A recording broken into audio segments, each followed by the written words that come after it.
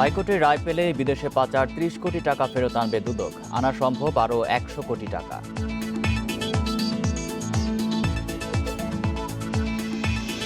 গামছা বিক্রেতা থেকে কয়েকশো কোটি টাকার মালিক কাউন্সিলর শফিক। স্বর্ণ চোরাচালান, চাঁদাবাজির অভিযোগ।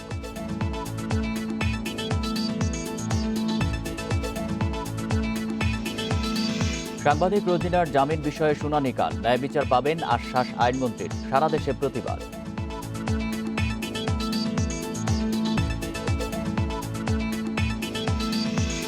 জুন দেশে আসছে কোভ্যাক্স কর্মসূচির ১ লাখ ডোজ করোনা টিকা। নিতে পারবেন ৪০ বছরের বেশি বয়সীরা।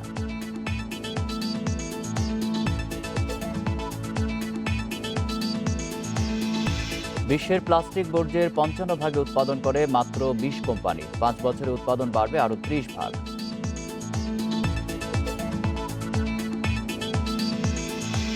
স্বাগত বিরতিহীন ইন্ডিপেন্ডেন্ট সংবাদে। আপনাদের সাথে আছি আমি আলী আশরাফ। শুনছিলেন শিরোনাম, যাব পুরো খবরে। বিদেশে পাচার হওয়া ৩০ কোটি টাকা ফেরত আনার প্রক্রিয়া প্রায় শেষ করে এনেছে দুদক। দেশের উচ্চ আদালতের রায় পেলেই এসব টাকা ফিরিয়ে আনা যাবে। বর্তমানে এই টাকা সহ ১০০ কোটি টাকার বেশি বিভিন্ন দেশে জব্দ আছে। এবারের টাকা ফেরতের অভিজ্ঞতা কাজে লাগিয়ে ভবিষ্যতে আরও বড় অঙ্কের টাকা ফিরিয়ে আনা যাবে বলে আশা দুদকের। ২০১২ ও ১৩ সালে বিএনপি চেয়ারপারসন বেগম খালেদা জিয়ার প্রয়াত পুত্র আরাফাত রহমান কোকর সিঙ্গাপুরে পাচার করা ২১ কোটি ৫৫ হাজার টাকা ৩ দফায় দেশে ফিরিয়ে আনা হয়। স্বাধীনতার পর থেকে এখন পর্যন্ত এটাই পাচার হওয়া টাকা ফেরানোর একমাত্র দৃষ্টান্ত।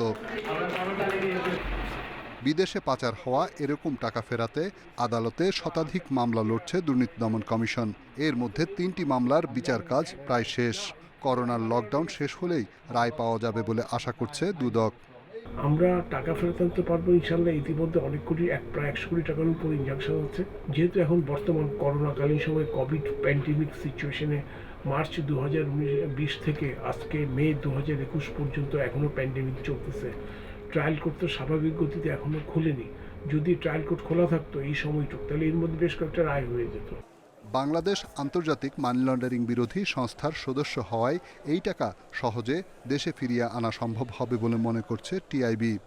পদ্ধতি যদি সরকার অনুসরণ করে তাহলে অবশ্যই বাংলাদেশ থেকে পাচারকৃত অর্থ যেরকম ফিরিয়ে আনা সম্ভব, যারা এর সাথে অর্থ সম্পদ করেছেন এবং যারা এর সাথে জড়িত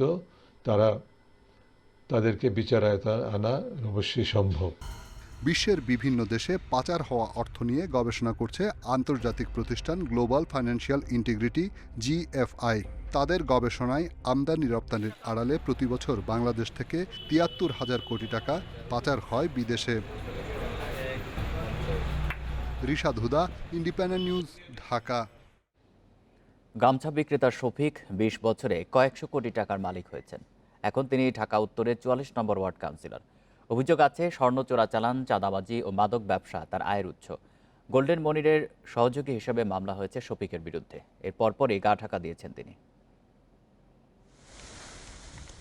উত্তরখানের কাঁচকুড়া এলাকার শফি ৯০-এর দশকে বিমানবন্দর এলাকার হকার ছিলেন। পরে যুক্ত হন চোরাকারবারির লাগেজ পার্টির সাথে। অভিযোগ রয়েছে বিমানবন্দর এলাকায় একটি হত্যা মামলায় কাস্টমস কর্মকর্তাদের পক্ষে সাক্ষ্য দিয়ে বড় সুযোগ পান তিনি। গড়ে তোলেন সোনা চোরাচালানের নেটওয়ার্ক। পরে তার সাথে যুক্ত হন গোল্ডেন মনির। সম্প্রতি কাউন্সিলর শফির বিরুদ্ধে মামলা করেছে সিআইডি। এছাড়া চাঁদাবাজি, মাদকসহ আরও ৩টি মামলা রয়েছে। উত্তরায় জমজম টাওয়ারের ৪ মালিকের একজন শফিক। পাশেই খাল দখল করে গড়ে তোলেন সাফা টাওয়ার। অর্থ ও প্রভাব পাকাপোক্ত করতে ঢুকেছেন রাজনীতিতে, হয়েছেন ওয়ার্ড কাউন্সিলর। মাত্র ২০ বছরেই তার এই উত্থান। এয়ারপোর্ট ব্যবসা আছে, দিন দিন ভালো। উন্নতি নাকি? উন্নতি, কাজের উন্নতি। যখন একবার জোয়ার লাগিয়ে যায় তখন থামে না। আগে একটু গরিবই আছিল, কিন্তু এখন এগুলো তো মনে হয় যে আমরা বলতে গেলে সমস্যা। আমরা কি বলবো, আমরা সাধারণ মানুষ, আমরা সাধারণভাবেই চলি। সিআইডির মামলার পর গা ঢাকা দিয়েছেন গোল্ডেন শফিক। বসছেন না কাউন্সিলর কার্যালয়ে। ওয়ার্ড সচিব বলছেন সংসদ সদস্যের সাথে দেখা করতে গেছেন কাউন্সিলর শফিক। কাউন্সিলর সাহেব ভালো আছে, এমপি সাহেবের কাছে আছে, অফিসে ঢুকে না, রাস্তায় ওই জায়গায় আসছিল, পরে বললো যে কাঁচকুড়ার বেতুলিতে শফিকের আলিশান বাড়ি। সেখানে গিয়ে দেখা গেল গ্যারেজে রাখা তার ব্যবহৃত দুটি বিলাসবহুল গাড়ি। বাড়ির ভেতর থেকে খবর এলো শফিক হাসপাতালে। বারবার ফোন করেও পাওয়া যায়নি তাকে। দুর্নীতিবাজ কোনো কাউন্সিলরকে ছাড় দেওয়া হবে না বলে জানিয়েছেন মেয়র আতিকুল ইসলাম। মেসেজ কিন্তু সবাই পেয়ে গেছে। আমার কোনো কমিশনের এগেনস্টে যদি সুনির্দিষ্ট কোনো ধরনের অভিযোগ থাকে, অবশ্যই তাকে সেটা খণ্ডাতে হবে, সে যেই হোক না কেন। এই মেসেজ কিন্তু আমি দিতে চাই। কাউন্সিলর হয়েও গোল্ডেন শফিক এলাকার উন্নয়নে কোনো ভূমিকা রাখেননি বলে অভিযোগ বাসিন্দাদের। Adilur Rahman, independent news, Dhaka. রাষ্ট্রের গোপন নথি লুকানোর অভিযোগে গ্রেপ্তার প্রথম আলো জ্যেষ্ঠ সাংবাদিক রোজিনা ইসলামের রিমান্ড আবেদন নামঞ্জুর করে কারাগারে পাঠানোর নির্দেশ দিয়েছে আদালত। মঙ্গলবার দুপুরে তাকে কাশিমপুর মহিলা কারাগারে নিয়ে যাওয়া হয়। বৃহস্পতিবার তার জামিন শুনানির দিন নির্ধারণ করেছে আদালত। অফিসিয়াল সিক্রেটস অ্যাক্ট মামলায় গ্রেপ্তার সাংবাদিক রোজিনা ইসলাম রাতভর শাহবাগ থানায় ছিলেন। সকালে তাকে নেওয়া হয় আদালতে। এ সময় আদালতে নেওয়া হয় কড়া নিরাপত্তা ব্যবস্থা। মামলার তদন্ত কর্মকর্তা রোজিনার 5 দিনের রিমান্ড আবেদন করেন। অপরদিকে জামিন আবেদন করেন রোজিনার আইনজীবী। এই মামলার এজাহারের মধ্যে যে ডকুমেন্টসের কথা বলা হচ্ছে, সেই ডকুমেন্টসের কোনো বর্ণনা এই এজাহারের মধ্যে নেই। যেই জব্দ তালিকা বিজ্ঞ আদালতে হাজির করা হয়েছে, সেই জব্দ তালিকা দৃষ্টে দেখা যায় এই ডকুমেন্টসগুলো কথিত মতে আসামির দখল থেকে নয়, বরং একজন সরকারি কর্মকর্তা তিনি নিজেই উপস্থাপন করেছেন। এখানে দুই পক্ষ শুনানি হয়েছে। শুনানি অন্তে এই রিমান্ড নামঞ্জুর করেছে এবং আগামী বৃহস্পতিবার এই জামিনের শুনানির জন্য মামলা যেটা তারা দায়ের করেছে, এটা তো আপনার এটা তো দৃশ্যমান মামলা হয়েছে, তাই না? এটা সঠিক হোক আর ব্যাঠিক হোক, মামলা তো হয়েছে। এর আগে সোমবার স্বাস্থ্য মন্ত্রণালয় 5 ঘন্টা আটকে রাখা হয় রোজিনা ইসলামকে। এরপর অফিসিয়াল সিক্রেটস অ্যাক্টে মামলা করেন স্বাস্থ্য বিভাগের এক কর্মকর্তা। পরে পুলিশ রোজিনাকে স্বাস্থ্য মন্ত্রণালয় থেকে গ্রেপ্তার করে নিয়ে যায়। তার স্বজনদের দাবি, স্বাস্থ্য মন্ত্রণালয়ে রোজিনা ইসলামকে আটকে রেখে নির্যাতন করা হয়েছে। তার গলা চাপ দেওয়া হয়েছে, তার হাত মোচড় দেওয়া হয়েছে, এখানে দাগ আছে, এখানে দাগ আছে, এখানে দাগ আছে। এবং আপনারা ভিডিওতে অলরেডি ভাইরাল দেখছেন সব জায়গায় ভিডিওতে, যে তার যে গলা একজন চেপে ধরেছে সাম জাকিয়া পারভিন এবং জেবুন্নেসা, কাজী জেবুন্নেসা, এডিশনাল সেক্রেটারি। আমি ইতিমধ্যে শুনতে পেরেছি সেটা অনেক বিগ ক্রাফটেড, তার বিভিন্ন জায়গায় বাড়ি গেড়িয়েছে, আমি শুনতে পেরেছি। রোজিনার বিরুদ্ধে দায়ের হওয়া মামলা প্রত্যাহারের দাবি জানিয়েছে প্রথম আলো। প্রথম আলোর পক্ষ থেকে আমরা আইনের প্রতি শ্রদ্ধাশীল, আমরা আদালতের উপরে শ্রদ্ধাশীল এবং আমরা সবসময় আদালতের মাধ্যমে ন্যায় বিচার পাওয়ার আস্থা রাখি। আমার মনে হচ্ছে যে আমাদের স্বাধীন সাংবাদিকতার পক্ষে দেশের সব সাংবাদিক সমাজকে এক হতে হবে। আপনারা সবাই মিলে আওয়াজ তোলেন যে এই মামলা আজকেই প্রত্যাহার করা হোক। এদিকে রোজিনা ইসলামকে গ্রেপ্তারের ঘটনায় উদ্বেগ জানিয়ে মামলা প্রত্যাহারের দাবি জানিয়েছে সাংবাদিকদের বিভিন্ন সংগঠন। আল আমিন হোসেন, ইন্ডিপেন্ডেন্ট নিউজ, ঢাকা। সাংবাদিক রোজিনা ইসলামের বিষয়ে প্রসিকিউশনকে খতিয়ে দেখতে বলা হয়েছে। তিনি অবশ্যই ন্যায় বিচার পাবেন বলে আশ্বস্ত করেন আইনমন্ত্রী আনিসুল হক। মঙ্গলবার রাতে গুলশানে সরকারি বাসভবনে সাংবাদিক নেতাদের সাথে বৈঠক শেষে একথা বলেন তিনি। রোজিনা ইসলামের মুক্তির বিষয়ে আলোচনা করতে আইনমন্ত্রী আনিসুল হকের সঙ্গে দেখা করেন জাতীয় প্রেসক্লাবের নেতারা। সচিবালয়ে পেশাগত দায়িত্ব পালনের সময় রোজিনা ইসলামকে হেনস্থা করা ও কারাগারে পাঠানোর ঘটনায় উদ্বেগ প্রকাশ করেন নেতারা। এ সময় মামলা প্রত্যাহারের দাবি জানান তারা। আইনমন্ত্রী বলেন, বিষয়টি আদালতের, তবে অবশ্যই ন্যায় বিচার পাবেন রোজিনা ইসলাম। আমরা আজকে আইনমন্ত্রীর কাছে যে সুবিচার চাই, তার যেন সুবিচার আমরা প্রত্যাশা করি। আমরা বলেছি যে এই ঘটনার জন্য যারা দায়ী, ওই সময়ে যে কর্মকর্তারা তার উপর যে নির্যাতন করেছে তার সুষ্ঠু তদন্ত করতে হবে। জামিনের শুনানি আদালত নিশ্চয়ই দেখবেন, আদালত সব কিছু বিবেচনা করবেন। আমিও প্রসিকিউশনকে মামলাটা খুঁটিয়ে দেখার জন্য বলব। জি, আপনাদেরকে ধন্যবাদ। ন্যায় বিচার অবশ্যই পাবেন, এইটুকু আমি আপনাদেরকে বলতে পারি। চলমান লকডাউনে নানা ভোগান্তি নিয়ে আজও গাদাগাদি করে ঢাকায় ফিরছে কর্মজীবী মানুষ। বিভিন্ন ছোট ও হালকা যানবাহনে করে জীবনের ঝুঁকি নিয়ে কর্মস্থলে ফিরছে মানুষ। ফেরিঘাটে ঢাকামুখী যাত্রী চাপ নিয়ে জানাতে এবার রাজবাড়ীর দৌলতদিয়া ঘাট থেকে যোগ দিচ্ছেন সহকর্মী শামীম রেজা। শামীম, এর আগে সংবাদে আপনি জানাচ্ছিলেন যে আজকে গত কয়েকদিনের তুলনায় ভিড় অনেক কম। এই মুহূর্তে কি পরিস্থিতি দেখছেন?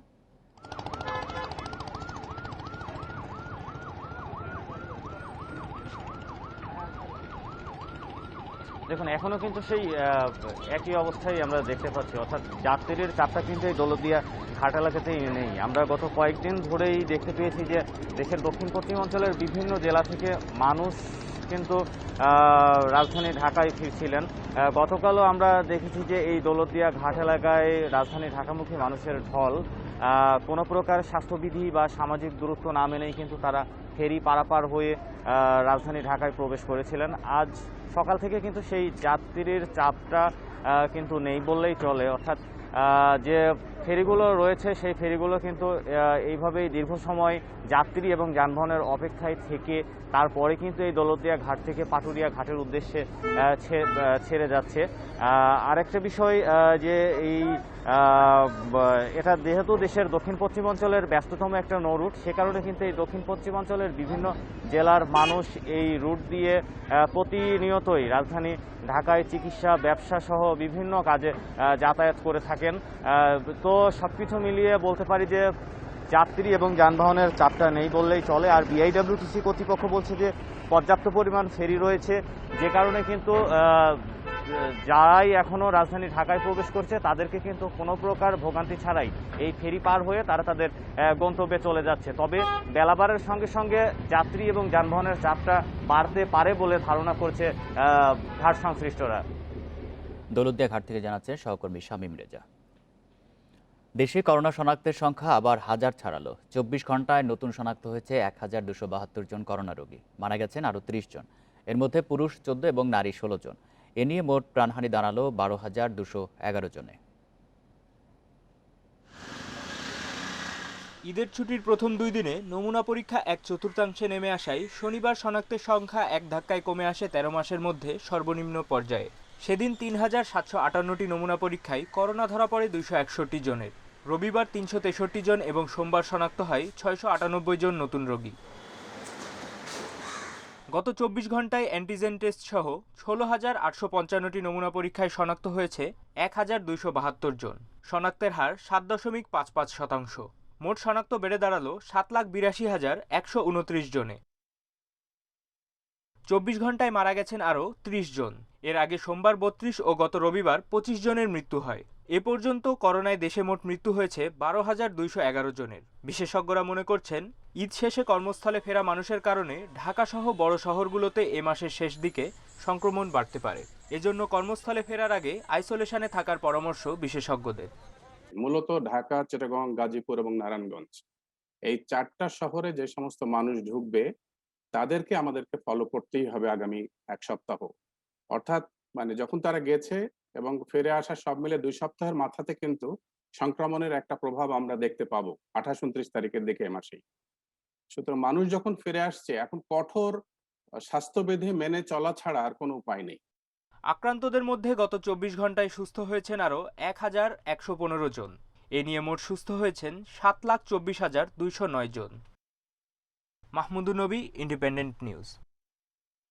2 জুন দেশে আসছে জাতিসংঘের টিকা জোট কোভ্যাক্সের টিকার প্রথম চালান। এতে থাকছে ফাইজারের 1 লাখ ডোজ টিকা। বিশেষ কোনো জনগোষ্ঠী নয়, নিবন্ধনের মাধ্যমে এই টিকা নিতে পারবেন 40 বছরের বেশি বয়সীরা। এই টিকা দেওয়া হবে শুধু ঢাকায়। এদিকে অক্সফোর্ডের দ্বিতীয় ডোজের টিকার মজুদ আছে আর মাত্র 6 লাখ, যা শেষ হবে 7 দিনেই। সবার জন্য করোনা টিকা নিশ্চিত করতে গঠন করা হয়েছে জাতিসংঘের টিকা জোট কোভ্যাক্স। এখান থেকে মোট জনসংখ্যার 20 ভাগ টিকা পাওয়ার কথা বাংলাদেশের। টিকা ব্যবস্থাপনা কমিটি বলছে, কোভ্যাক্স থেকে টিকা পাওয়ার বিষয়টি চূড়ান্ত। 2 জুন আসছে প্রথম চালান। টিকা সংরক্ষণের জন্য -70 ডিগ্রির কুলিং ব্যবস্থা প্রস্তুত করেছে স্বাস্থ্য বিভাগ। এই টিকা 40 বছরের বেশি বয়সীরা নিবন্ধনের মাধ্যমে নিতে পারবেন। যে ভ্যাকসিনের সাথে আমাদের সিরিঞ্জও আসবে, সিরিঞ্জটা আমাদের হাতে চলে এসছে। যথাযথভাবে এই ভ্যাকসিনটা দেওয়ার জন্য ইতিমধ্যে আমরা আমাদের ট্রেনিং প্ল্যান এবং ট্রেনিং মডিউলগুলোও তৈরি করে ফেলেছি, ট্রেনিং প্ল্যানও তৈরি করে ফেলেছি। যাদেরকে ট্রেনিং দেওয়া হবে তাদেরকে নির্বাচিত করা হয়েছে। ঢাকায় রেখে এই ভ্যাকসিনটা দিতে হবে এবং ঢাকার কিছু নির্দিষ্ট প্রতিষ্ঠানে এই ভ্যাকসিনটা দেওয়া হবে। ভ্যাকসিনটা আমরা আশা করি যে এটা সাধারণ জনগণের, এটা স্পেশালাইজড কোনো কিছু হবে না, যাদের রেজিস্ট্রেশন থাকবে তারাই করতে পারবে। এদিকে দেশে করোনা টিকার প্রথম ডোজ নিয়েছেন 58 লাখ মানুষ, দ্বিতীয় ডোজ নিয়েছেন 38 লাখ। সরকারের হাতে থাকা 6 লাখ টিকা শেষ হবে 7 দিনেই। ফলে 14 লাখ মানুষকে করতে হবে দ্বিতীয় ডোজের জন্য অপেক্ষা। যদি 12 সপ্তাহের পরেও কেউ না পান, তাহলে আমি তাদেরকে আশ্বস্ত করতে চাই যে যখনই ভ্যাকসিনটা আসবে তখনই আপনারা নিয়ে নেবেন, এবং সেই ক্ষেত্রে আমরাও চাই আপনাদেরকে অগ্রাধিকারের ভিত্তিতে যারা দ্বিতীয় ডোজের টিকা থেকে বাদ পড়ছেন তাদেরকে দিয়ে দেওয়া, এবং এক্ষেত্রে আমাদের সরকারের সর্বাত্মক প্রচেষ্টা অব্যাহত আছে। স্বাস্থ্য বিভাগ বলছে শিগগিরই টিকা পাওয়ার বিষয়ে কোনো সুসংবাদ নেই। টিকা আনতে বিশ্বের বেশ কয়েকটি দেশে চলছে যোগাযোগ। Hasan Misbah, independent news, Dhaka. দেখছেন বিরতিহীন সংবাদ, এতে আরও থাকছে ভারতে করোনায় একদিনে 4,500 মৃত্যুর নতুন রেকর্ড। বিশ্বে 24 ঘন্টায় মারা গেছে প্রায় 14,000 মানুষ।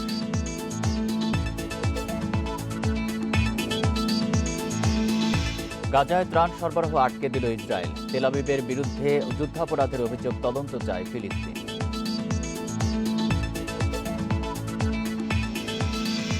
দেশের 6 জেলায় বজ্রপাতে মারা গেছে 18 জন। এর মধ্যে নেত্রকোনায় 8, ফরিদপুরে 4, মানিকগঞ্জে 2, সুনামগঞ্জে 2 এবং কিশোরগঞ্জ ও ময়মনসিংহে 1 জন করে বজ্রপাতে মারা গেছেন। আহতদের বিভিন্ন হাসপাতালে চিকিৎসা দেওয়া হচ্ছে। মঙ্গলবার দুপুরে নেত্রকোনার কেন্দ্রীয় উপজেলায় মাঠে কাজ করতে যান বায়েজিদ ও ফজলু মিয়া। এ সময় বৃষ্টি শুরু হলে বজ্রপাতে 2 জনের মৃত্যু হয়। বিকেলে খালিয়াজুড়ি উপজেলায় কুটিয়া খালে মাছ ধরতে গিয়ে ওয়াছেক বিপুল ও মনির হোসেন বজ্রপাতে মারা যান। একই সময় মদন উপজেলায় মাঠে খেলার সময় বজ্রপাতে আতাবুর ও শরীফ নামের 2 মাদ্রাসার শিক্ষার্থীর মৃত্যু হয়। এ সময় আহত 3 জনকে স্থানীয় উপজেলা স্বাস্থ্য কমপ্লেক্সে ভর্তি করা হয়। সচেতনতার অভাবে বজ্রপাতে মৃত্যু বাড়ছে বলে মনে করছেন পরিবেশ কর্মীরা। খোলা মাঠে যখন মানুষ অবস্থান করে সেখানে বজ্রপাত হয় এবং সেই বজ্রপাতে মানুষের মৃত্যু ঘটছে। কর্তৃপক্ষের মাধ্যমে আমি আশা করব যে এই বিষয়ে একটা সচেতনতামূলক প্রচারণা চালালে মানুষ সচেতন হয়ে বজ্রপাতের সময় ঘরের মধ্যে অবস্থান করতে পারবে। বজ্রপাতে নিহতদের পরিবারকে অর্থ সহায়তার পাশাপাশি সচেতনতা বাড়ানোর উদ্যোগ নেওয়ার কথা জানান জেলা প্রশাসক। বজ্রপাতের সম্ভাবনা যখন থাকে তারা যেন ঘরে বা নিরাপদ জায়গায় থাকে, এই সময়টাতে একটু প্রচারণা করার জন্য আমরা নির্দেশনা ইতিমধ্যে দিয়েছি এবং সেই পরিকল্পনা আমরা গ্রহণ করেছি। এদিকে কিশোরগঞ্জের নিকলি হাওরে বজ্রপাতে আরিফুল নামের এক রাখাল, ফরিদপুরের সদর ও মধুখালী উপজেলার 4 জন, মানিকগঞ্জে 2 জন, সুনামগঞ্জ ও ময়মনসিংহে আরও 2 জনের মৃত্যু হয়। Abu Noman, independent news desk. পর্যটকদের সুরক্ষার পাশাপাশি ট্যুর অপারেটর ও ট্যুর গাইডদের নিয়ন্ত্রণে আনতে অবশেষে আইন করতে যাচ্ছে সরকার। বাংলাদেশ ট্যুর অপারেটর ও ট্যুর গাইড নিবন্ধন ও পরিচালনা আইন 2021 সংশ্লিষ্ট মন্ত্রণালয়ের স্থায়ী কমিটিতে যাচাই বাছাই চলছে। আইনটি চূড়ান্ত হলে পর্যটন শিল্পে শৃঙ্খলা ফিরবে বলে করে ট্যুরিজম বোর্ড। ট্যুর অপারেটর ও ট্যুর গাইডরা নানা প্রতিশ্রুতি দিয়ে তা পরে ভঙ্গ করেন এমন অভিযোগ দীর্ঘদিনের। এ বিষয়ে আইন না থাকার কারণে প্রতিশ্রুতি ভঙ্গকারীদের বিরুদ্ধে ব্যবস্থা নিতে পারত না পর্যটন কর্পোরেশন কিংবা ট্যুরিজম বোর্ড। ফলে ধরা ছোঁয়ার বাইরে থেকে যেত পর্যটন ব্যবসায়ীরা। এছাড়াও ফেসবুক পেজ কিংবা অনলাইনে প্রচারণা চালিয়ে অনেকেই ব্যবসা পরিচালনা করলেও তাদের বিষয়ে সুনির্দিষ্ট কোনো তথ্য নেই ট্যুরিজম বোর্ডের কাছে। এ অবস্থায় পর্যটন শিল্পের শৃঙ্খলা ফেরাতে বাংলাদেশ ট্যুর অপারেটর ও ট্যুর গাইড নিবন্ধন ও পরিচালনা আইন 2021 প্রণয়নের উদ্যোগ নিয়েছে সরকার। কেউ ব্যবসা করতে চাইলে বাধ্যতামূলক নিবন্ধন নেয়ার পাশাপাশি 3 বছর পর নবায়ন করার বিধান রাখা হয়েছে। সরকারের উদ্যোগের ফলে যারা ট্রাভেল ব্যবসার সাথে জড়িত আছে এবং যারা ট্রাভেলার উভয় পক্ষই উপকৃত হবে বলে আমি মনে করি। ট্যুর অপারেটররা বিভিন্ন বাংলাদেশের প্রত্যেকটা ডেস্টিনেশনে প্রত্যন্ত অঞ্চলের অবস্থিত। সরকার যাতে আমাদের মন্ত্রণালয়ের আওতাধীন ট্যুরিজম বোর্ডের মাধ্যমে আমাদের নিবন্ধনটুকু করে এবং যৎসামান্য টাকায়। এই আইনে বিদেশি ট্যুর অপারেটর কোম্পানিকে দেশে ব্যবসা করার সুযোগ দেওয়া হয়েছে। এতে দেশি ট্যুর ব্যবসায়ীদের ক্ষতিগ্রস্ত হওয়ার আশঙ্কা রয়েছে। আইনটাকে যদি আমরা কঠোরভাবে একেবারে আইনের আওতায় নিয়ে আসি তাহলে কিন্তু নতুন নতুন যারা এখানে আসতেছেন তাদের জন্য কিন্তু একটা কঠিন বার্তা এসে যায়। সেই জায়গায় আমাদের মনে আরো সহজলভ্য করতে হবে। এটাই আমাদের দেশে প্রথম ট্যুর অপারেটরস এবং ট্যুর গাইড আইন হতে যাচ্ছে, যেটা অনেকের জন্যই আসলে কাঙ্ক্ষিত একটা আইন।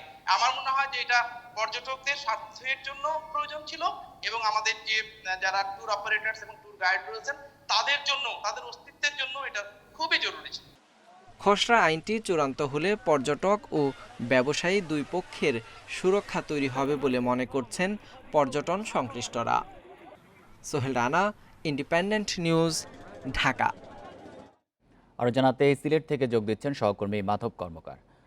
মাধব, পর্যটকরা অপারেটরদের কাছ থেকে কি ধরনের হয়রানির শিকার হন, আর আইন হলে তারা কোনো সুবিধা পাবেন কিনা?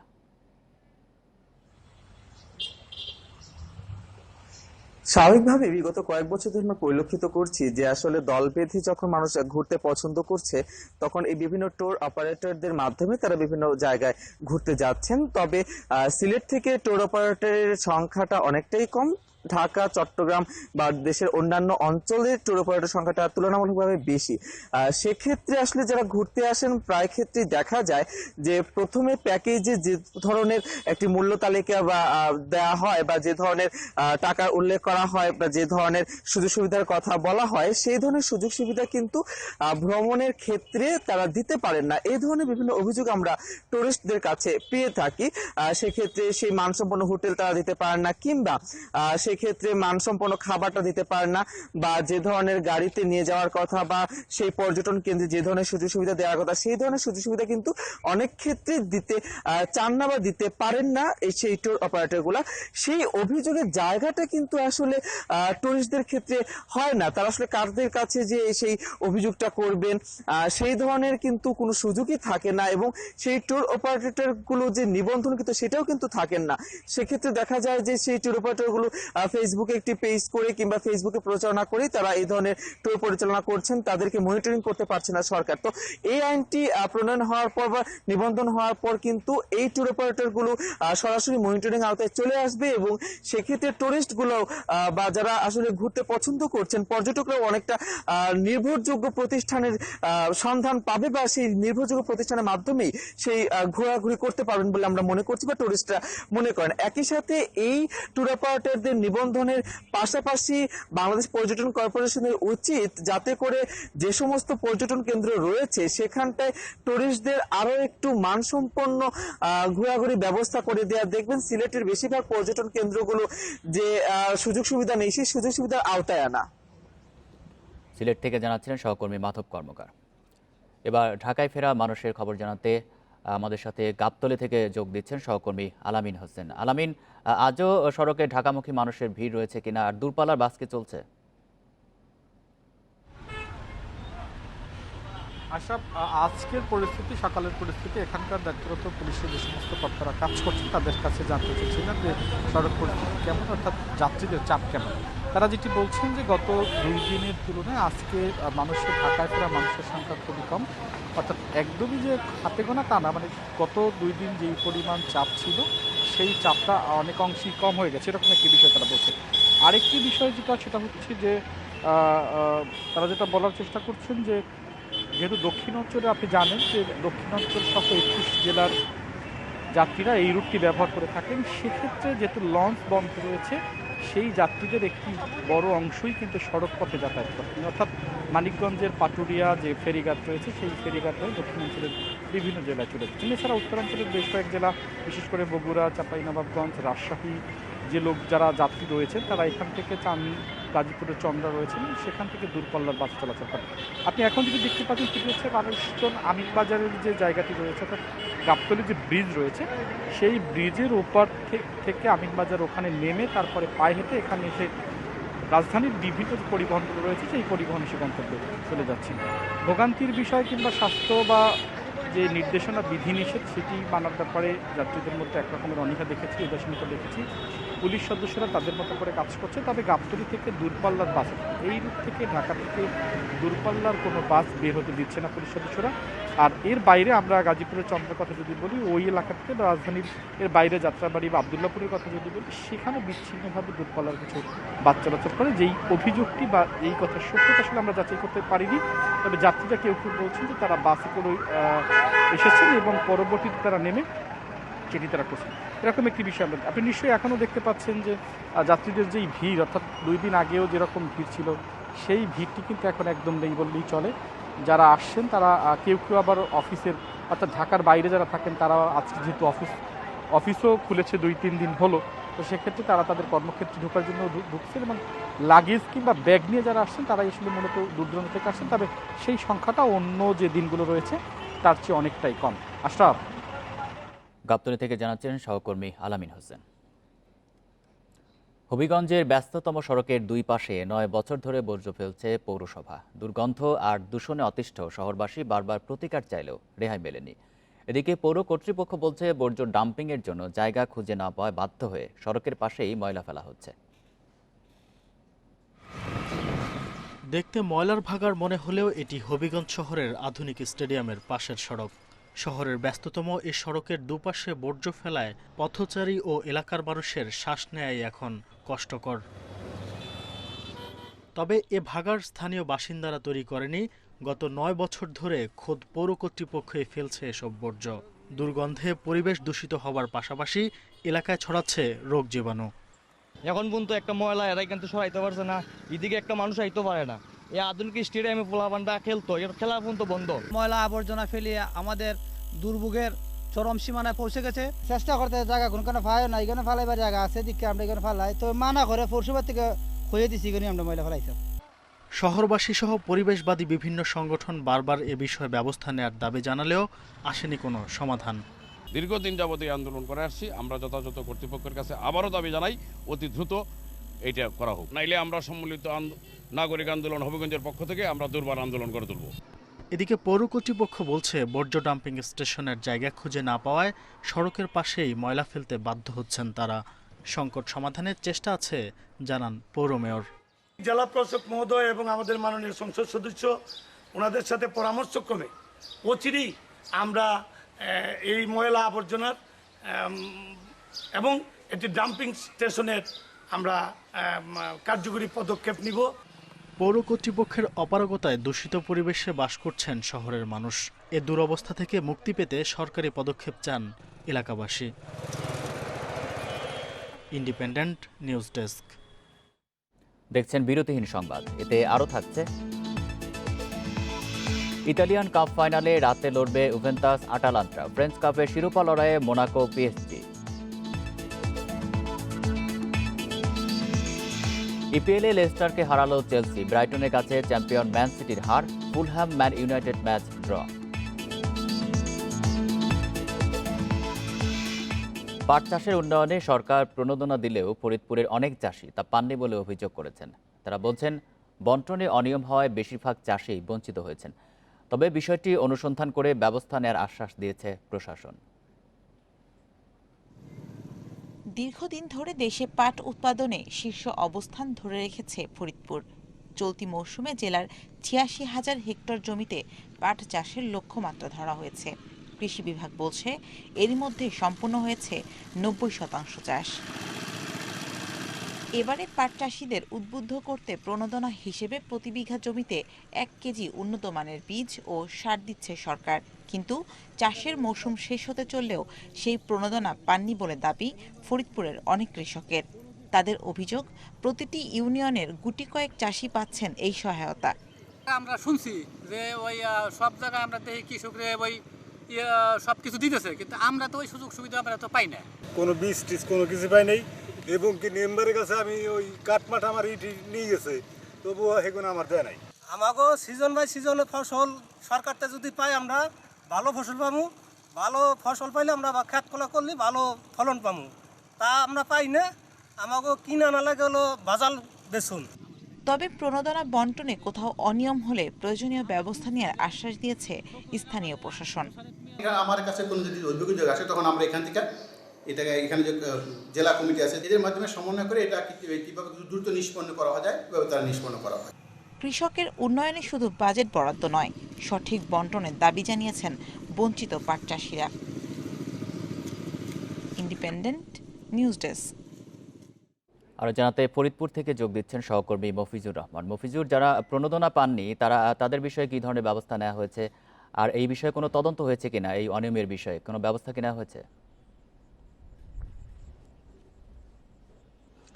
যারা সরকারি এই প্রণোদনা পায়নি, অর্থাৎ পাট চাষে উদ্বুদ্ধ করতে সরকার যে কৃষক পর্যায়ের যে প্রণোদনা দেওয়ার ঘোষণা দিয়েছে এবং প্রত্যেকটা উপজেলায় 2,500 কৃষককে সার এবং উন্নত মানের বীজ সরবরাহ করার যে নীতিমালা ছিল, সেই ক্ষেত্রে যারা পায়নি তারা কিন্তু বিভিন্নভাবেই সংশ্লিষ্ট কৃষি বিভাগকে এবং পাট উন্নয়ন অধিদপ্তরের যে কর্মকর্তারা আছেন উপজেলা পর্যায়ে তাদেরকেও জানিয়েছেন।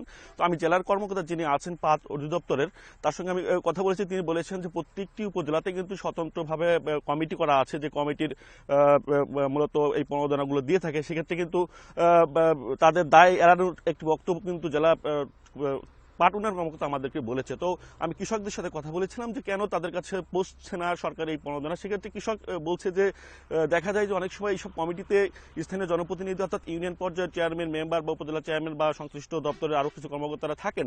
সেক্ষেত্রে কিন্তু ওই ইউনিয়ন পর্যায়ের চেয়ারম্যান বা মেম্বার যখন প্রণোদনা তাদের কাছে আসে তখন তারা তাদের স্বার্থ শিষ্ট অর্থাৎ তাদের সমর্থিত যে লোকগুলো তাদের মধ্যেই কিন্তু চেষ্টা করে বন্টন করতে। যে কারণে কিন্তু যারা কার্ডধারী অনেক কৃষক কিন্তু থেকে প্রান্তিক কৃষক বলতে আমরা যেটা বলি তারা কিন্তু বঞ্চিত হতে থাকে।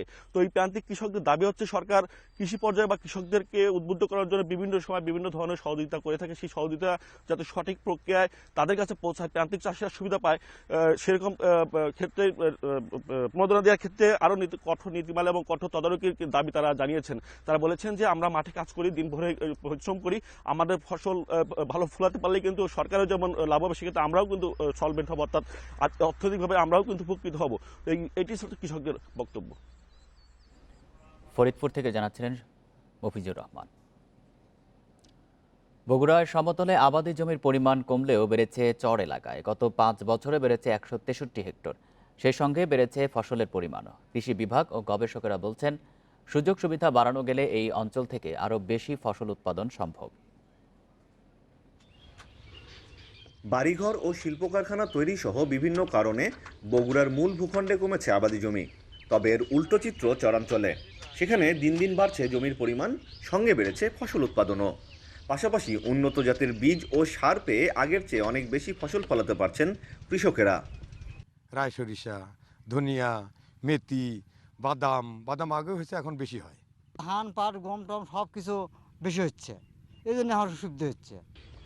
কৃষি বিভাগের তথ্য মতে গত 5 বছরে বগুড়ার চরে আবাদি জমির পরিমাণ বেড়েছে 163 হেক্টর। এর মধ্যে ধুনটে কমলেও উল্লেখযোগ্য হারে বেড়েছে সারিয়াকান্দি ও সোনাতলায়। কৃষি বিভাগ বলছে প্রতি বছর বন্যার কারণে পলির আধিক্য চরের উর্বরতা বৃদ্ধি করছে। এছাড়াও নতুন পদ্ধতিতে এখন ধানসহ চাষ হচ্ছে ভুট্টা, পাট, সরিষা, কাউন সহ অন্তত 10 ধরনের ফসল। আমরা কিন্তু গত বছর কিন্তু প্রচুর পুনর্বাসন কাজ করছি। এবার আমাদের পুনর্বাসন আউশ আসছে, আবার সামনে আসবে। আমরা পুনর্বাসন দিয়ে মানুষকে যতটুকু বাড়ি সার্বিক সহযোগিতা করার চেষ্টা করব। গবেষকরা বলছেন চরাঞ্চলে দেশি বিদেশি সহায়তায় বেড়েছে ফসলের পরিমাণ, তবে উৎপাদন আরও বাড়াতে নানা ব্যবস্থার কথাও বলছেন তারা। এলজিডি তো জানে না অনেক সময় চরের যে দুর্গমতা, চরের যে ব্যাকওয়ার্ডনেস, এগুলো যদি এলজিডিকে প্রকল্প ডিজাইনের সময় M4C প্রকল্প থেকে অ্যাপ্রোচ করা হয় তাহলে তাদের জন্য সুবিধা হয়। চরে উৎপাদিত ফসল যেন সহজে বাজারজাত করা যায়, এই দিকটিতে সরকারের প্রতি দাবি জানিয়েছেন চরের কৃষকেরা। আমিরুল লতিফ, ইন্ডিপেন্ডেন্ট নিউজ, বগুড়া। যশোরের শার্শা উপজেলার নাভারণ স্বাস্থ্য কমপ্লেক্সের চিকিৎসা সেবা নিয়ে সন্তোষ জানিয়েছেন রোগীরা। সেবার মান বাড়ায় সহজেই যক্ষ্মা, ইসিজি সহ বিভিন্ন পরীক্ষা হয়, কমেছে মানুষের দুর্ভোগ। এতে খুশি রোগী ও স্বজনেরা। পৌর শহর বেনাপোল সহ 11টি ইউনিয়নের 4 লাখ মানুষের স্বাস্থ্যসেবায় নাজুক অবস্থা ছিল এই কমপ্লেক্সটির। কাঠামোগত উন্নয়ন সহ জনবল সংকটে ছিল দীর্ঘদিন। তবে 2017 সালে 31 থেকে 50 শয্যায় উন্নীত হয় স্বাস্থ্য কমপ্লেক্সটি। পাল্টাতে শুরু করে চিকিৎসা সেবার মান। আধুনিক সেবার মান বাড়ায় উপকৃত হচ্ছে গ্রাম ও শহর এলাকার মানুষেরা। কাশি পরীক্ষা করতে এসে আমার কাছে কোনো টাকা পয়সা নেয়নি। ফ্রিভাবে আমি খুব সুন্দরভাবে চেষ্টা হয়েছে, আমি এখন পুরো সুস্থ। যক্ষ্মা, করোনা, ক্যান্সার রোগের পরীক্ষা সহ বিভিন্ন ধরনের রোগীদের সেবায় চিকিৎসকের পাশাপাশি আন্তরিকতার সঙ্গে কাজ করছেন স্বাস্থ্য সহকারীরাও। আমরা সেবা দিতে পাচ্ছি এবং রোগীরা অনেক সেবা পায়, আমাদের চিকিৎসা বিভাগ থেকে সেবা পাচ্ছে। এক্স-রে, ইসিজি, প্যাথোলজি, আল্ট্রাসোনোগ্রাফির জন্য আলাদা কমিউনিটি কর্নার রয়েছে এই স্বাস্থ্য কমপ্লেক্সে। তবে এখনও রয়েছে জনবল সংকট। গাইনি কনসালটেন্ট আমাদের এখানে নাই, যার কারণে আমরা এখানে এই গাইনি কনসালটেন্টের অভাবে আমাদের প্রসূতি বিভাগটা একটু কার্যক্রমটা কিছুটা স্লট গতিতে এগোচ্ছে। গত 1 বছরে 1,24,000 রোগী সেবা নিয়েছেন নাভারণ স্বাস্থ্য কমপ্লেক্সে। Independent news desk. বিশ্বে একবার ব্যবহারযোগ্য প্লাস্টিক বর্জ্যের 55% উৎপাদন করছে মাত্র 20টি কোম্পানি। এক জরিপে দেখা গেছে জলবায়ু পরিবর্তন এবং পরিবেশগত বিপর্যয় তৈরিতে ভূমিকা রাখছে এসব কোম্পানি। এগুলোর মধ্যে যেমন রয়েছে রাষ্ট্রীয় মালিকানাধীন প্রতিষ্ঠান, তেমনি রয়েছে বহুজাতিক কোম্পানিও। পৃথিবীর সবচেয়ে বড় একবার ব্যবহারযোগ্য প্লাস্টিক বর্জ্য প্রস্তুতকারক কোম্পানি এক্সন মোবিল। বিশ্বজুড়ে বর্জ্যের পাহাড়ে তাদের অবদান 59 লাখ টন প্লাস্টিক। এছাড়া বিশ্বের বৃহত্তম কেমিক্যাল কোম্পানি যুক্তরাষ্ট্রভিত্তিক ডাও 55 লাখ টন প্লাস্টিক বর্জ্য তৈরি করেছে।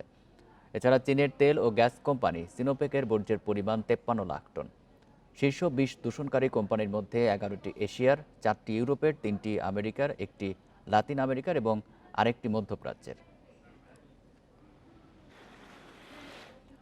আবারও একদিনে করোনায় প্রাণহানির নতুন রেকর্ড হয়েছে ভারতে। 24 ঘন্টায় দেশটিতে মারা গেছেন 4,525 জন। নতুন শনাক্ত হয়েছে 2,67,000 করোনা রোগী। এদিকে বিশ্বে একদিনে প্রায় 14,000 মৃত্যু এবং 6 লাখ নতুন রোগী শনাক্ত হয়েছে। এ নিয়ে বিশ্বে মোট প্রাণহানি ছাড়ালো 34,17,000, আর এ পর্যন্ত আক্রান্ত 16,48 লাখের বেশি। মঙ্গলবার দ্বিতীয় সর্বোচ্চ 2,500 মানুষের মৃত্যু হয়েছে ব্রাজিলে।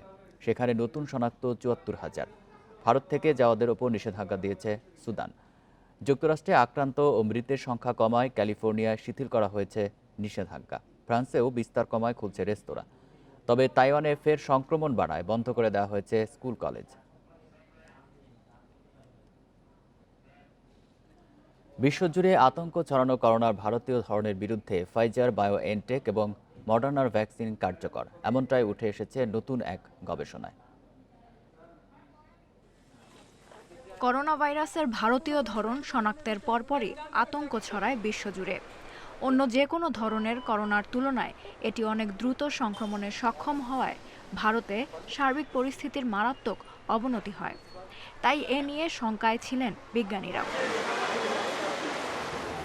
তবে ভয়াবহ ভারতীয় ধরনের বিরুদ্ধে ফাইজার এবং মডার্নার তৈরি করা ভ্যাকসিন কার্যকর বলে দাবি করেছে মার্কিন বিজ্ঞানীরা। এক গবেষণায় দেখা গেছে যুক্তরাষ্ট্রে ফাইজার ভ্যাকসিনের 2 ডোজ গ্রহণকারীদের দেহে ভারতীয় ধরনের করোনার বিরুদ্ধে প্রতিরোধ ক্ষমতা তৈরি হয়েছে। এদিকে -75 ডিগ্রি তাপমাত্রায় সংরক্ষণের বাধ্যবাধকতা থাকায় শুরু থেকেই ফাইজারের করোনা টিকা বিভিন্ন দেশে সরবরাহ নিয়ে সংশয় দেখা দেয়। তবে ইউরোপিয়ান মেডিসিন এজেন্সি বলছে ফাইজারের টিকা সাধারণ রেফ্রিজারেটরেই 1 মাস সংরক্ষণ করা যাবে। ইএমএ বলছে সিল করা অবস্থায় টিকাটি 15 থেকে 25 সেন্টিগ্রেড তাপমাত্রায় রাখা যাবে। এর আগে ইউ জানিয়েছিল সাধারণ তাপমাত্রায় ফাইজারের টিকা 5 দিনের বেশি সংরক্ষণ সম্ভব না। বিশেষজ্ঞরা বলছেন নতুন এই তথ্যের কারণে বিশ্বজুড়ে ফাইজার বায়োএনটেকের ভ্যাকসিন সরবরাহ আরও সহজ হবে। Lutfa Fauzia, independent news. অব্যাহত বিমান হামলার পাশাপাশি এবার গাজায় ত্রাণ সরবরাহ আটকে দিল ইসরায়েল। সীমান্ত বন্ধ করে দেয়ায় গাজায় দুর্গত মানুষের কাছে ত্রাণ পৌঁছানো যাচ্ছে না। এদিকে গাজায় হামলা অব্যাহত রেখেছে দখলদার ইসরায়েলি বাহিনী। সেখানে 63 শিশুসহ নিহতের সংখ্যা বেড়ে দাঁড়িয়েছে 218 জনে। মঙ্গলবার রাতে দক্ষিণাঞ্চলের খান ইউনিস এবং রাফা শহরে 60 দফা বিমান হামলা চালায় ইসরায়েল। এর পাল্টা হিসাবে হামাসও রকেট হামলা চালায়। গাজা ইসরায়েলের আগ্রাসনকে যুদ্ধাপরাধ হিসেবে বর্ণনা করে এ বিষয়ে দ্রুত তদন্তের জন্য আন্তর্জাতিক অপরাধ আদালতে চিঠি দিয়েছেন ফিলিস্তিনের পররাষ্ট্রমন্ত্রী। জাতিসংঘ জানিয়েছে গাজায় ইসরায়েলি হামলায় প্রায় 450 ভবন ধ্বংস হয়েছে। গৃহহীন হয়েছে 52,000-এর বেশি ফিলিস্তিনি।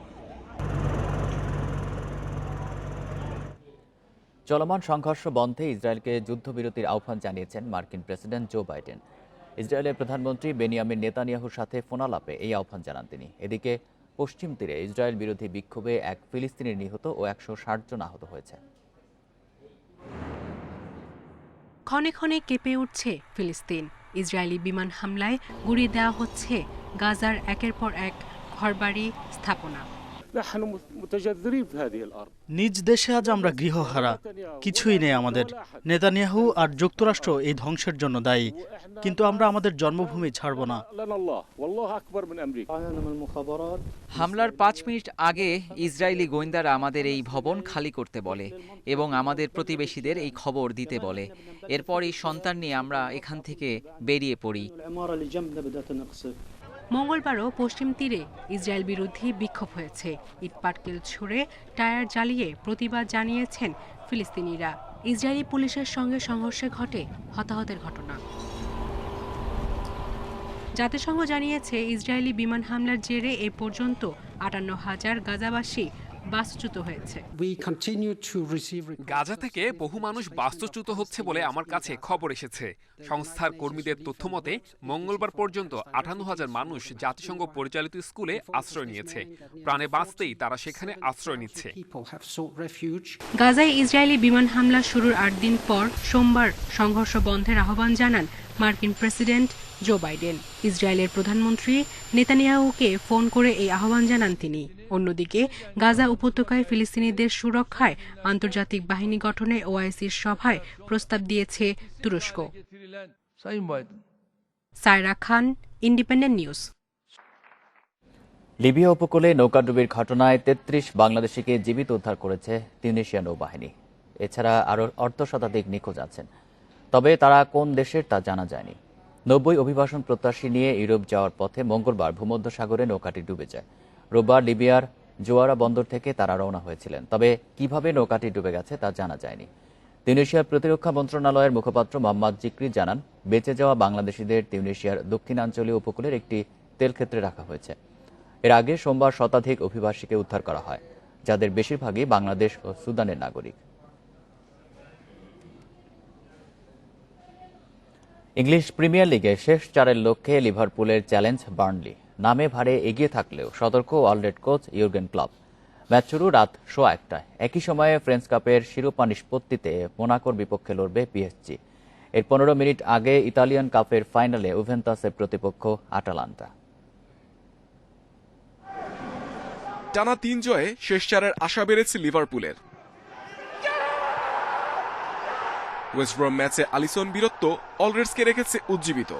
লড়াকু মানসিকতায় চ্যাম্পিয়ন্স লিগ স্পট চায় ক্লপের দল।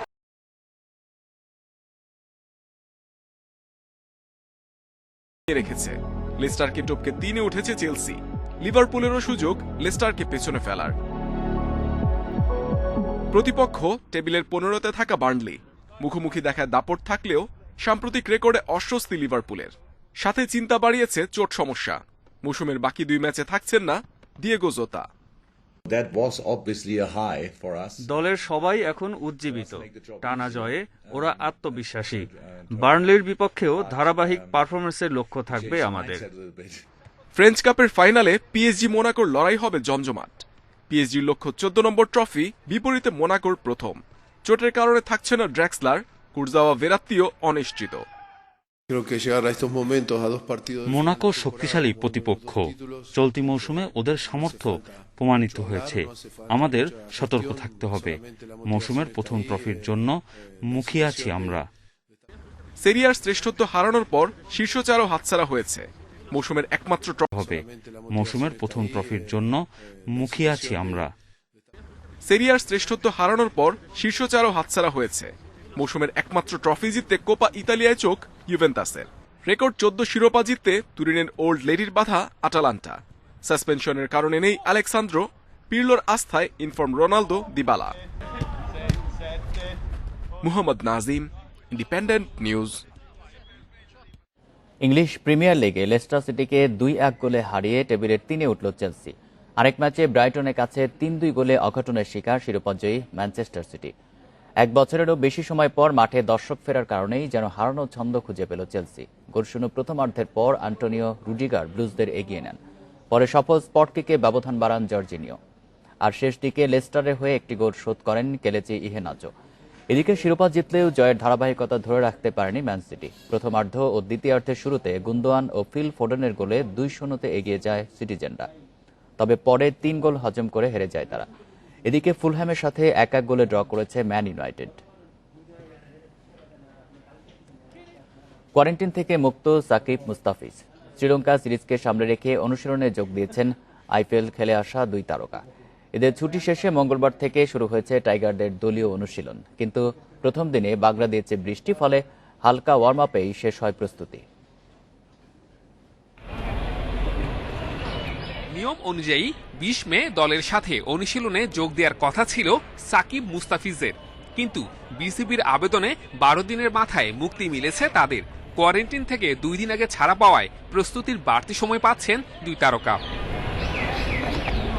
দীর্ঘদিন পর সতীর্থদের সাথে দেখা, কিন্তু নাকের ডগায় লঙ্কা সিরিজ, তাই খোশ গল্প করার আগেই প্রস্তুতিতে নেমে পড়েন সাকিব। তবে বৃষ্টির কারণে মাঠে নামাই হয়নি মুস্তাফিজের। 3 ম্যাচের ওয়ানডে সিরিজ ডে নাইট, তাই ফ্লাডলাইটের নিচে অনুশীলনের পরিকল্পনা ছিল ম্যানেজমেন্টের, কিন্তু বৃষ্টি বাধায় আধ ঘন্টার মতো অনুশীলন করতে পেরেছে ক্রিকেটাররা। ছুটিতে pace bowling coach Otis Gibson ও fielding coach Ryan Cook, Taijul মিরাজদের কোচ সোহেল ইসলামকেও পাওয়া যাচ্ছে না, তাই ঘরোয়া 2 কোচ মিজানুর রহমান বাবুল ও তালহা জুবারকে দিয়ে কাজ চালিয়ে নিতে চায় বিসিবি। আইসিসি ওয়ানডে লিগে 3 ম্যাচ থেকে পূর্ণ পয়েন্ট অর্জন করতে চায় বাংলাদেশ, তাই হোম কন্ডিশনে পুরো ফায়দা নিতে চায় আয়োজকেরা। লঙ্কানদের রুখতে স্বাগতিকদের জন্য উইকেটে থাকছে অ্যাডভান্টেজ। ওয়ানডে অধিনায়ক তামিম ইকবালকে সেই নিশ্চয়তা দিয়েছেন লঙ্কান কিউরেটর গামিনী। সাকিব মুস্তাফিজের ফেরার দিনে 2 দফা বৃষ্টিতে অসম্পূর্ণ থেকেছে অনুশীলন। শুক্রবার বিকেএসপিতে নিজেদের মধ্যে ভাগ হয়ে ম্যাচ খেলবে বাংলাদেশ। মিরপুর শেরেবাংলা স্টেডিয়ামে 23 মে সিরিজের প্রথম one day. Saiful Majumdar, independent news. অধিনায়ক তামিমের 2 সিরিজে অভিজ্ঞতা 2 রকম। উইন্ডিজকে হোয়াইট ওয়াশ করে নিউজিল্যান্ডে গিয়ে চরম ব্যর্থ বাংলাদেশ। এবার ঘরের মাঠে শ্রীলঙ্কার চ্যালেঞ্জ। অতিথিরা এসেছে নবীন দল নিয়ে, নেতৃত্বে নতুন কুশাল পেরেরা। দুজনেই ব্যাটিংয়ে দলের সেরা অস্ত্র। অধিনায়কত্বের পরীক্ষায় কে সফল হবেন তারই অপেক্ষা।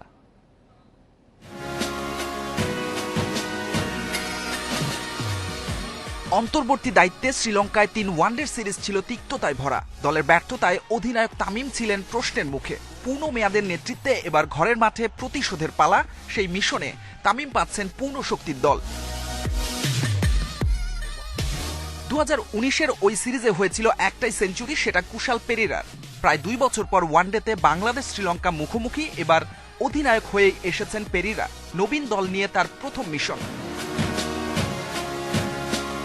দুজনেই বাঁহাতি, দুজনেই ওপেনার। তামিম 200-র উপরে ওয়ানডে খেলেছেন, পেরেরা তার অর্ধেক। অভিজ্ঞতায় পার্থক্যটা অনেক, তবে দুজনের কাজটা একই। নতুন বল সামলে ইনিংসের টোন সেট করে দেয়াই মূল দায়িত্ব। অধিনায়ক তামিম আছেন ছন্দে। গত 2 সিরিজে 250 রান, 350-তে গড় 42-এর কাছে। বিপরীতে পেরেরা ওয়ানডে খেলবেন 1 বছরের বেশি সময় পর। 2 দলের মুখোমুখি পরিসংখ্যানে এখন তামিম পেরেরাই সেরা। দুজনেরই 2 সেঞ্চুরি। লঙ্কান অধিনায়কের গড় 40-এর ওপরে, যেখানে টাইগার দলনেতা বেশ পিছিয়ে। সুপার লিগে ঘরের মাঠে দ্বিতীয় সিরিজ। উইন্ডিজের মতো লঙ্কানদের সাথেও পূর্ণ পয়েন্ট চাই তামিমের, সেটা তো মহা গুরুত্বপূর্ণ। সেই মিশনে সাকিব মুস্তাফিজের ফেরা অধিনায়কের জন্য স্বস্তির। পেরেরার জন্য কাজটা কঠিন। নিজের আগ্রাসী মনোভাব ছড়িয়ে দিতে হবে দলের মধ্যে। ভয়ডরহীন ক্রিকেটের মন্ত্রেই খুঁজতে হবে সমাধান। সাইদ সাদি, ইন্ডিপেন্ডেন্ট নিউজ। সংবাদ শেষ করব, তার আগে শিরোনামগুলো জানিয়ে দেব আরও একবার। হাইকোর্টের রায় পেলেই বিদেশে পাচার 30 কোটি টাকা ফেরত আনবে দুদক। আনা সম্ভব আরও 100 কোটি টাকা।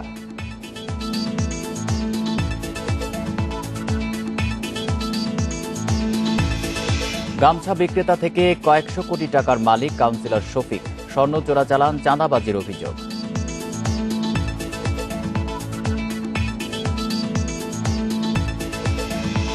সাংবাদিক রোজিনার জামিন বিষয়ে শুনানি কাল। ন্যায় বিচার পাবেন আশ্বাস আইনমন্ত্রীর। সারা দেশে প্রতিবাদ।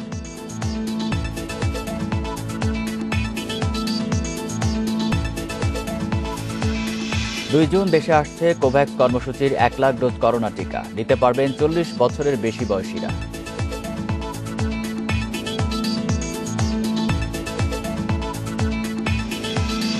বিশ্বের প্লাস্টিক বর্জ্যের 55 ভাগে উৎপাদন করে মাত্র 20 কোম্পানি। 5 বছরে উৎপাদন বাড়বে আরও 30 ভাগ।